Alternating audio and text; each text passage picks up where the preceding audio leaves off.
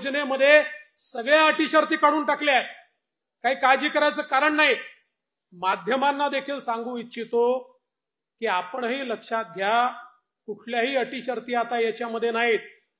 कारण आमच्या समोर प्रश्न आले, ते जेन्युइन प्रश्न होते की या ठिकाणी समजा रहिवासी दाखला, तर बाबा मध्य प्रदेशातनं किंवा दुसऱ्या भागातनं, कर्नाटकातनं त्या ठिकाणी 15 वर्षापूर्वी लग्न होऊन एक भगिनी इकडे आली आहे, पण आता तिचा रहिवासी दाखलाच नाहीये, तर काय करायचं? आम्ही सांगितलं हरकत नाही, नवऱ्याचा तर असेल, नवऱ्याचा दाखला, बरं तोही दाखला म्हणून कुठल्याही तहसीलदाराकडे जाण्याची आवश्यकता नाही.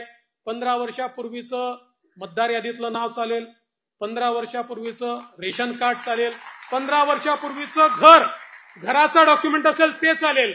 कुठलंही 15 वर्षापूर्वीचं डॉक्युमेंट असेल तर ते डॉक्युमेंट त्या ठिकाणी नवऱ्याच्या डॉक्युमेंटवर, पत्नीला किंवा वडिलांच्या डॉक्युमेंटवर मुलीला त्या ठिकाणी योजना मिळणार आहे. त्यानंतर उत्पन्नाच्या दाखल्याकरता कोणालाही रांग लावायची आवश्यकता नाही.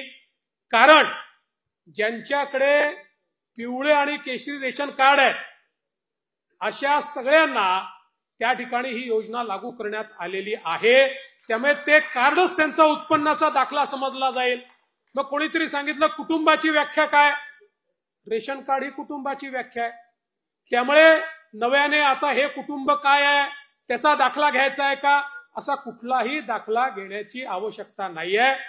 आणि याच्या व्यतिरिक्त ज्यांच्याकडे रेशन कार्डही नाही आहे त्यांनी सेल्फ सर्टिफिकेशन करायचं आहे. स्वतः केवळ सेल्फ सर्टिफिकेशन केलं तरी देखील त्यांना ही योजना मिळणार आहे.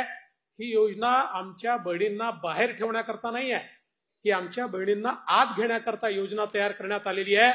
त्यामुळे आपल्यालाही कुठेही काही अडचण योजनेच्या संदर्भात वाटली, आपण आता ऑफलाईन फॉर्मही घेतोय, ऍपवरही फॉर्म घेतोय.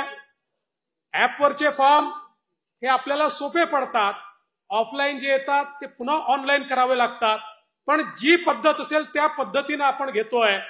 एवढीच आपल्याला विनंती आहे की फॉर्म भरताना अकाउंट नंबर वगैरे जर नीट लिहिला नाही तर ते पैसे अकाउंटला जाऊ शकणार नाही. त्यामुळे आपणही थोडी मदत केली पाहिजे आणि अकाउंट नंबर वगैरे योग्य प्रकारे लिहिले गेले पाहिजे. त्यात कुठली चूक होऊ नये अशा प्रकारचा प्रयत्न हा निश्चितपणे या ठिकाणी आपण केला पाहिजे.